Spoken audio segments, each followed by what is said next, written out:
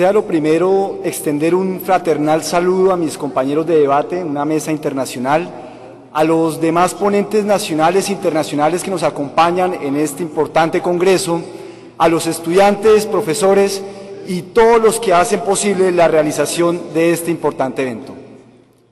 Quiero agradecer la invitación que me ha extendido el Instituto Colombo-Panameño de Derecho Procesal para hacer algunas disertaciones en torno a uno de los temas que me parece más novedosos en la escena procesal de nuestros tiempos. Estoy haciendo referencia al control de convencionalidad. Quisiera empezar esta intervención con una pequeña reflexión. La vinculación del derecho internacional con el derecho nacional, la denominada constitucionalización del derecho procesal, la incidencia de los derechos fundamentales dentro de la administración de justicia tiene que significar algo para el ejercicio de profesional. Y es precisamente bajo esta significación que esta conferencia está dirigida a desarrollar en un primer aspecto algunos aspectos teóricos del control de convencionalidad para, en un segundo momento, vincularlo con la practicidad del mismo. Muchas veces se sostiene que el derecho procesal constitucional es un discurso teórico que se queda en la Constitución, cuando lo cierto es que el derecho procesal constitucional tiene una gran vitalidad y eficacia dentro del ejercicio profesional en cualquier proceso judicial. En ese orden de ideas, a lo largo de esta intervención, buscaré en una primera instancia hacer referencia a una breve aproximación al control de convencionalidad, no sin antes advertir que esta aproximación será breve debido a las intervenciones que tuvimos esta mañana por el profesor Sagüez. En un segundo momento haremos referencia a la crisis de los principios y a las fuentes del derecho que aparecen bajo la incursión del control de convencionalidad en la administración de justicia. Pues yo creo que la aparición de un control de convencionalidad genera algunas problemáticas y replanteamiento de principios que anteriormente se consideraban intocables, tal como lo puede ser la supremacía constitucional. Y finalmente, en un tercer momento, buscaré hacer alguna aproximación de la incidencia del control de convencionalidad en el derecho procesal, valga decir, más que en el derecho procesal, en la administración de justicia y en los casos que se pueden presentar en cualquier litigio judicial.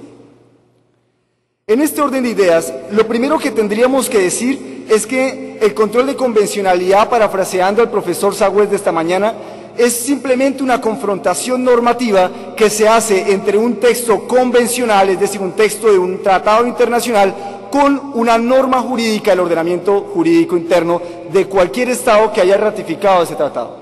Lo cual implica entonces que se trata de un ejercicio similar al del control de constitucionalidad, solo que ya no se va a tener como referencia la constitución política, sino que se va a tener como referencia los tratados internacionales sobre derechos humanos, para el caso de los pueblos latinoamericanos, la Convención Americana sobre Derechos Humanos. En este orden de ideas, podríamos hablar de enormes clasificaciones del control de convencionalidad. Y esta mañana escuchábamos que el control de convencionalidad podía ser en sentido positivo o negativo. Negativo cuando la Corte Interamericana extraía o excluía una norma jurídica o recomendaba a un Estado excluir una norma jurídica por ir en contra de la Convención Americana. Pero también puede ser positiva cuando la Corte Interamericana no recomendaba excluir la norma positiva, pero por el contrario recomendaba aumentar una palabra, una frase, con el objetivo de poner acorde la norma jurídica con el texto convencional.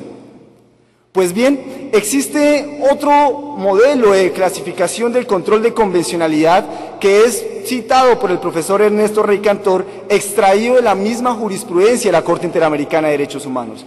Y es el control de convencionalidad en sentido concentrado y el control de convencionalidad en sentido difuso. Control de convencionalidad concentrado cuando es ejercitado o ejercido de forma directa por la Corte Interamericana de Derechos Humanos, que de alguna otra manera es el tribunal intérprete auténtico de la Convención. Pero puede ser también entendido como un control de convencionalidad difuso, sí y solamente sí, cuando es ejercido por cualquier juez de un Estado que haga parte de la Convención Americana sobre Derechos Humanos. Y cuando estoy diciendo juez, no me estoy haciendo referencia solamente a los jueces de altas cortes. Cuando digo juez, estoy haciendo referencia del juez de menor jerarquía jurisdiccional, inclusive hasta el juez de alta corte, lo cual significa entonces que el control de convencionalidad puede ser también utilizado por cualquier juez dentro de la administración de justicia. Pero en este sentido, entonces, vale la pena afirmar que existen unos presupuestos para poder hablar del control de convencionalidad.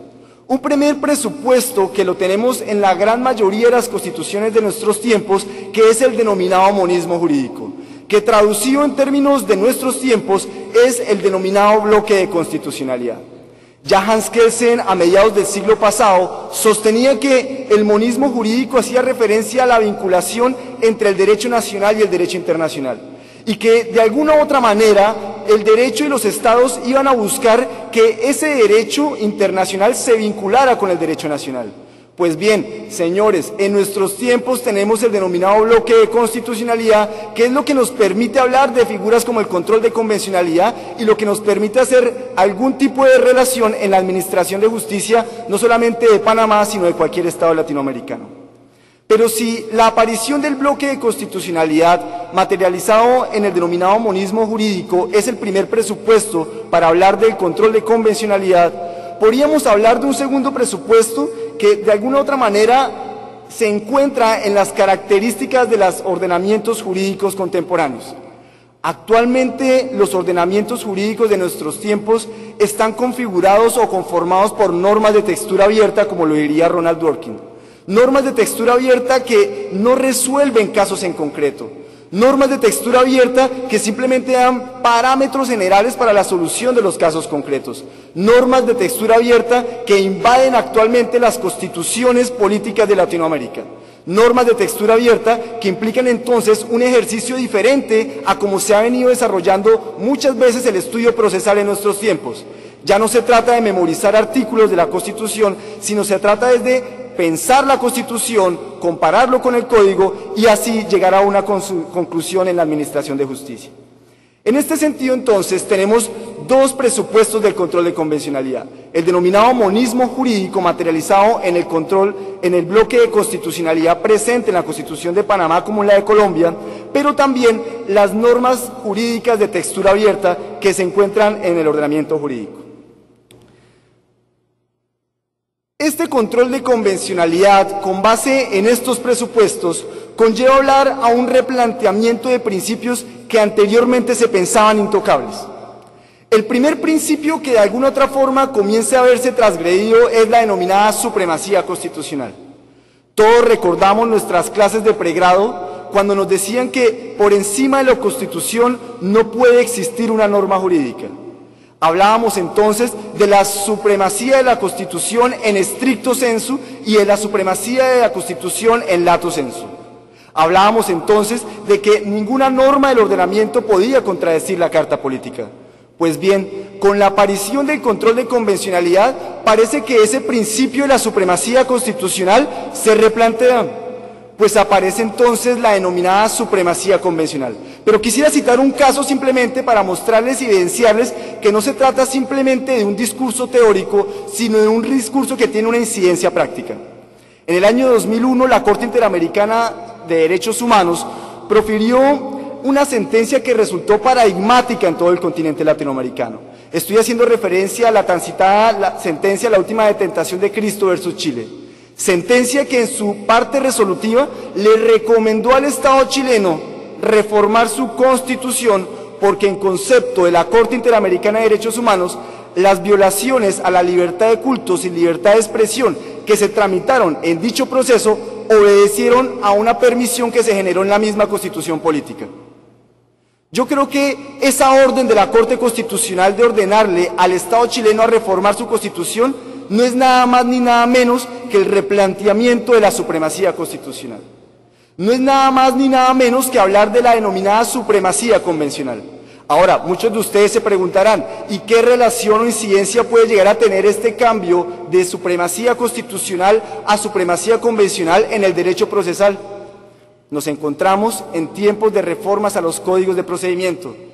Y si bien es cierto, estamos haciendo enormes esfuerzos para tomar como punto de partida la Constitución, debemos tener claro que de alguna u otra manera tenemos que vincular a la Convención Americana sobre Derechos Humanos. Porque es que la Convención ahora es suprema en los ordenamientos jurídicos.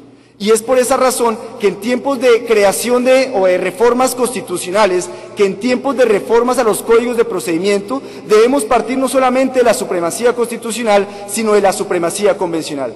De ahí que acogemos la idea del profesor Sagüez de hablar de una constitución convencionalizada. Pero si la idea del replanteamiento del principio de supremacía constitucional puede generar ciertas incomodidades, la idea de la reforma del principio de la cosa juzgada sí que genera angustias para aquellos que son amantes del derecho procesal. Y lo es porque el concepto de cosa juzgada es un concepto que ha acompañado al derecho procesal desde sus inicios.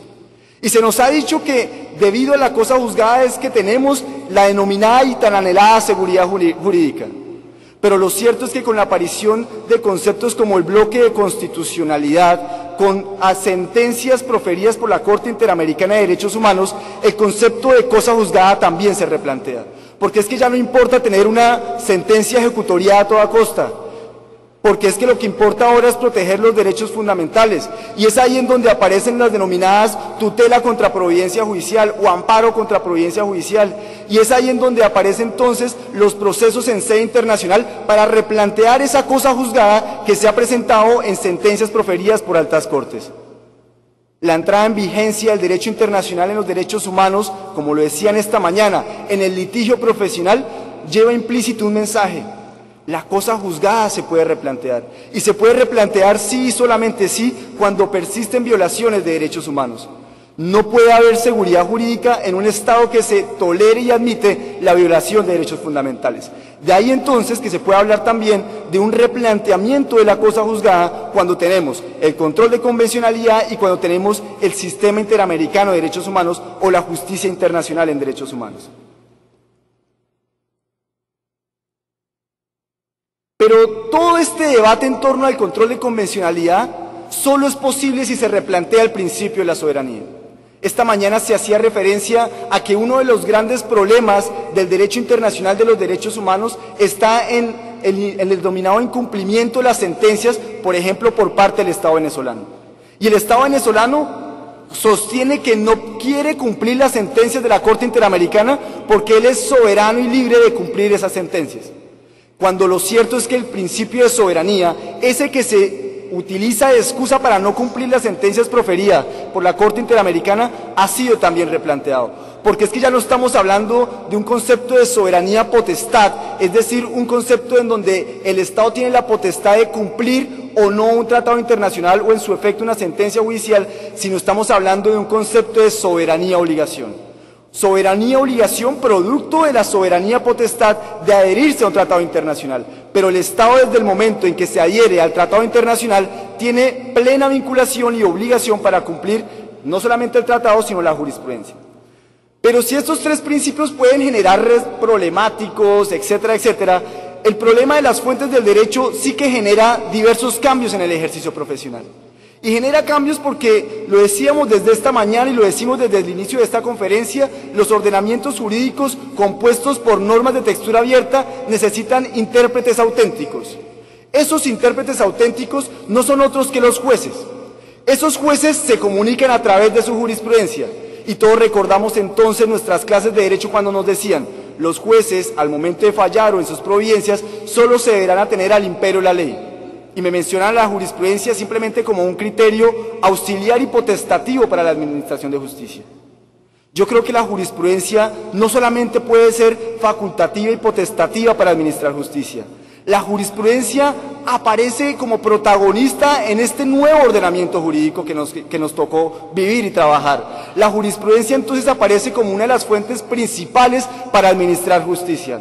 Es por eso que celebramos la incursión de la jurisprudencia o la vinculación de la denominada doctrina probable dentro de la reciente reforma al Código de Procedimiento Civil en Colombia, con el denominado Código General del Proceso, en donde en su artículo 7º se vincula a la denominada doctrina probable para administrar justicia. Es decir, que en donde existan tres casos o tres criterios uniformes en un mismo sentido, proferidos por la Corte Suprema de Justicia, ello constituirá doctrina probable para la administración de justicia en casos futuros. Pero eso no significa que los jueces puedan apartarse cuando quieran y sin ni siquiera argumentar el por qué se apartan. La jurisprudencia implica una carga argumentativa por parte de la Administración de Justicia. La vinculación de la jurisprudencia implica una carga argumentativa. Ahora, hablamos de la jurisprudencia porque es que el control de convencionalidad se vincula dentro de nuestros ordenamientos jurídicos, es a través de la jurisprudencia. Si cualquiera de los presentes hace una lectura de la Convención Americana sobre Derechos Humanos, no va a encontrar en ningún momento una referencia expresa a la denominada control de convencionalidad. Aunque encontramos su relación en el artículo 2 de la Convención, no hay ningún momento en donde mencionen el control de convencionalidad. Su incursión en nuestros ordenamientos jurídicos ha sido a través de la jurisprudencia. Es por esa razón entonces que la jurisprudencia tiene que ocupar un papel preponderante dentro de la administración de justicia. Eso sí, entonces, como un objeto de estudio del derecho procesal. En este orden de ideas, vale entonces involucrarnos en el tercer punto de nuestra conferencia. Un tercer punto que hace referencia a la incidencia en el derecho procesal de este control de convencionalidad. Y valdría entonces hacer las siguientes preguntas. Con la aparición del control de convencionalidad, ¿se está generando un sistema de convencionalidad en América Latina? Así como podemos hablar entonces de un sistema de constitucionalidad en los diversos estados en América Latina, entonces, ¿se puede hablar de un sistema de convencionalidad? ¿Será que ahora podemos hablar de un modelo mixto de convencionalidad también para América Latina? Como podemos hablar en Colombia de un modelo mixto de constitucionalidad por hablar de un control concentrado y un control difuso. ¿Será que la denominada excepción de la excepción de inconvencionalidad en los procesos judiciales resulta determinante dentro de la administración de justicia? Yo creo que estas preguntas, de alguna u otra manera, generan cierto desarrollo de lo que significa el control de convencionalidad. Es por esa razón que es necesario hablar de los presupuestos para el denominado control de convencionalidad. Y citando al profesor Sagüez una vez más, él nos habla de los presupuestos del control de constitucionalidad. Y nos dice que para hablar de un control de constitucionalidad necesitamos una normatividad rígida, un órgano independiente como órgano controlador, unas facultades decisorias del órgano controlador, un acceso a ese órgano controlador y un sometimiento judicial de dicho control judicial. Pues bien, esos presupuestos del control de convencionalidad también pueden ser abordados por parte del control de convencionalidad. Y encontramos una normatividad rígida, como lo es la Convención Americana sobre Derechos Humanos. En el control de constitucionalidad, la normatividad rígida no es otra cosa que la Constitución. Pero también encontramos un órgano independiente como órgano controlador, como es la Corte Interamericana de Derechos Humanos. En algunos países en donde se tiene cortes o tribunales constitucionales, ese sería el órgano controlador para el objeto del control de constitucionalidad. Pero también hay facultades decisorias porque es que la Corte Interamericana también falla casos. Y muchos estados se han visto vinculados por los fallos de la Corte Interamericana. Ahora bien, aparecen dos problemas enormes dentro del sistema interamericano, y es el acceso a ese órgano controlador, es decir, a la jurisdicción internacional sobre derechos humanos, y el sometimiento judicial a dicho control, es decir, el cumplimiento de las sentencias de la Corte Interamericana. Hay que decirlo, si bien es cierto somos defensores del sistema interamericano, hay que decir que dentro de la Corte Interamericana y dentro del sistema hay graves problemas de acceso a la administración de justicia. No todos los casos que llegan a la Comisión Interamericana son resueltos a través de sentencia. Hay que decirlo. Hay que decir también que no todos los casos fallados por la Corte Interamericana son cumplidos por los estados. Y en el fondo lo que tenemos, queridos y queridas amigas, es un problema de legitimidad judicial. Lo que tenemos entonces es un problema en donde si la Corte, y si no nos pensamos desde este tipo de congresos, una solución a este tipo de problemáticas, nuestra amada Corte Interamericana va a tener enormes problemas de legitimidad. Porque ¿cómo es posible que a un individuo le solucionen un caso, le permiten acceder a la jurisdicción internacional y a otro individuo con la situación idénticamente fácticas similares no pueda tener derecho a esa administración de justicia?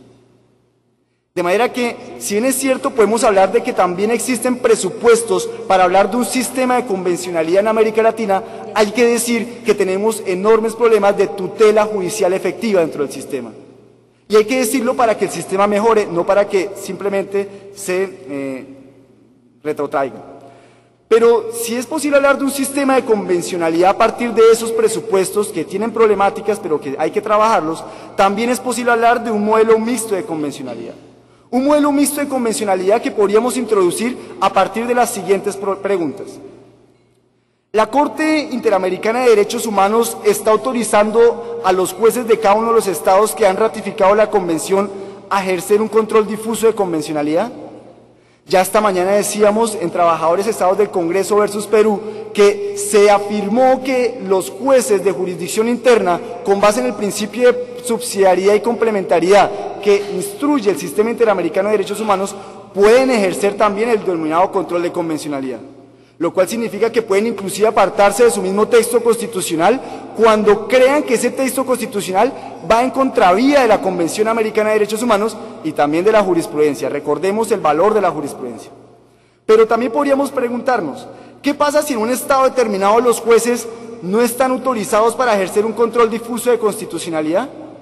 ¿Será que tras el impedimento de ejercer control difuso de constitucionalidad también llega el impedimento para ejercer control difuso de convencionalidad? ¿Acaso esta prohibición del control difuso de constitucionalidad no sería inconvencional? Pareciera entonces que América Latina le está jugando a un control difuso, no solamente de convencionalidad, sino de constitucionalidad. Pareciera entonces que los estados que se le apuestan a un único y exclusivo control constitucional concentrado están equivocándose en contravía de la Convención Americana sobre Derechos Humanos, porque ella ordena un control difuso de convencionalidad. ¿Hasta qué punto estamos reflexionando sobre estos temas? Podríamos preguntar también, cuando un juez ejerce control de constitucionalidad, ¿cuándo un juez ejerce control de constitucionalidad y cuándo un juez ejerce control de convencionalidad? ¿Será que se contradicen o será que se complementan? Esta mañana ya se declaró y se dijo que no tienen ninguna dificultad hablar de que primero se ejerce un control de constitucionalidad y de forma posterior un denominado control de convencionalidad. Razón por la cual hablamos entonces de la coexistencia del control de constitucionalidad y el control de convencionalidad. Y esa coexistencia existe a partir del denominado control de convencionalidad concentrado y control difuso de convencionalidad. Control de convencionalidad concentrado, repetimos, ejercido por la Corte Interamericana, y control difuso de convencionalidad ejercido por cualquier administrador de justicia en cualquier estado que haya ratificado la Convención Americana sobre Derechos Humanos. Pero yo creo que todo este discurso en torno al control de convencionalidad tiene que significar algo dentro de la administración de justicia. Y tiene que significar algo dentro de nuestro ejercicio profesional como abogados o dentro de nuestro ejercicio dentro de la judicatura. Yo creo que el derecho internacional de los derechos humanos tiene que aparecer de forma constante en la administración de justicia. Es por esa razón que es posible hablar entonces de la denominada excepción de inconvencionalidad y su aparición o aplicación en los procesos judiciales. En Colombia hablamos de la denominada excepción de inconstitucionalidad. Excepción de inconstitucionalidad que puede aparecerse dentro de cualquier proceso judicial y que puede ser solicitada a petición de parte de oficio por cualquiera de las partes. Ahora bien, existen unas características de esa excepción de inconvencionalidad como mecanismo de defensa, porque recordemos que cuando hablamos de excepción, estamos hablando ni más ni menos que de un mecanismo de defensa. Ya leíamos a Eduardo J. Couture cuando nos hablaba de los mecanismos de reacción del demandado, nos hacía referencia a la excepción y nos hacía referencia a las excepciones de fondo, excepciones mixtas y previas, pero parece que hemos olvidado la excepción de inconstitucionalidad y ahora la denominada excepción de inconvencionalidad. Entonces vamos a ver cuáles son las características de la excepción de inconvencionalidad, las problemáticas que puede aparecer con dicha excepción y los retos entonces del derecho procesal. Lo primero es que la excepción de inconvencionalidad es una garantía convencional, con origen en el texto convencional, eficaz para la protección del debido proceso y el derecho de defensa. Ya decíamos entonces, aplicar el control de convencionalidad es ejercitar el derecho de defensa en su más amplio sentido. Si yo voy a defender a mi cliente en un proceso judicial concreto y veo que la contraparte tiene como argumento una norma que contradice la Convención Americana sobre Derechos Humanos, pero que se encuentra vigente dentro del ordenamiento jurídico, yo fácilmente podría excepcionar y solicitarle a ese juez la excepción de inconvencionalidad para que no aplique esa norma que considero va en contra de la Convención.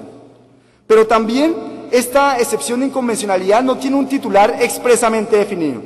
Puede ser solicitado por las partes, por inclusive los terceros dentro del proceso, o inclusive puede ser solicitado de oficio dentro del proceso judicial. Además, no hay un único juez competente, porque entonces recuerden que estamos hablando de un modelo difuso de convencionalidad. América Latina le jugó y le apostó a un modelo difuso. Claro está, estamos diciendo que la solución de la excepción de inconstitucionalidad tendría efectos interpartes, porque los efectos erga omnes es la que genera la decisión de un tribunal de cierre, como puede ser la Corte Constitucional o Tribunal Constitucional o Sala Constitucional en los estados donde no hay Corte o Tribunal Constitucional. Y puede ser formulada a petición de parte. Ahora bien, existen algunas problemáticas en torno a esta excepción de inconvencionalidad. Problemáticas que deben ser objeto de estudio del derecho procesal si en realidad queremos aplicar el discurso del control de convencionalidad en los procesos judiciales penales, civiles, laborales, etc. Y esas problemáticas se pueden resumir en las siguientes. Inseguridad jurídica, ¿en qué sentido? Recordemos que las sentencias de excepción de inconstitucionalidad difuso tienen unos efectos interpartes. Y puede suceder que en un caso concreto se inaplique una norma porque va en contravía de la convención y en otro caso se aplique la norma jurídica y estamos hablando de dos casos similares con dos jueces totalmente diferentes. Creo entonces que es necesario generar un proceso específico para que haya un tribunal de cierre que haga precedente nacional en torno a esos casos de excepción de inconvencionalidad. Pero también podemos hablar de una pérdida de imparcialidad judicial, sobre todo cuando se formula de oficio por parte del juez la denominada excepción de inconvencionalidad. Razón por la cual tendríamos que plantearnos entonces un paso o una pérdida de competencia por parte de ese juez que formula la excepción de inconvencionalidad, por lo menos mientras que se resuelve. Podríamos hablar también de la denominada legitimación democrática de los jueces. Legitimación democrática de los jueces que aparece en tiempos de nuestros días en los argumentos y en el valor y fuerza de los argumentos. Actualmente o antes se consideraba que la legitimación democrática de los jueces estaba vinculada de forma directa en la manera como los jueces se unían y se argumentaban sus sentencias de forma directa con un código de procedimiento o con una norma legal. Hoy por hoy la legitimación democrática de los jueces no está dada sino por los argumentos jurídicos. De ahí la importancia de que los abogados nos preparemos en argumentación jurídica, porque va a ser la única forma de controlar también a los jueces de que no varíen el precedente de forma caprichosa.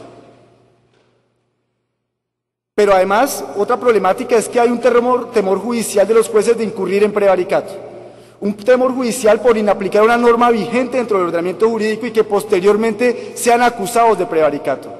Lo cierto es que con la argumentación jurídica y con la explicación de por qué se inaplica, no habrá temor alguno dentro de la administración de justicia para no aplicar la excepción de inconvencionalidad. Todas estas reflexiones en torno al control de convencionalidad y su eventual aparición dentro de la administración de justicia como mecanismo de defensa dentro de un proceso judicial solamente será posible si el abogado que es estudioso del derecho procesal se replantea y comienza a ser objeto de estudio de temas como la argumentación jurídica.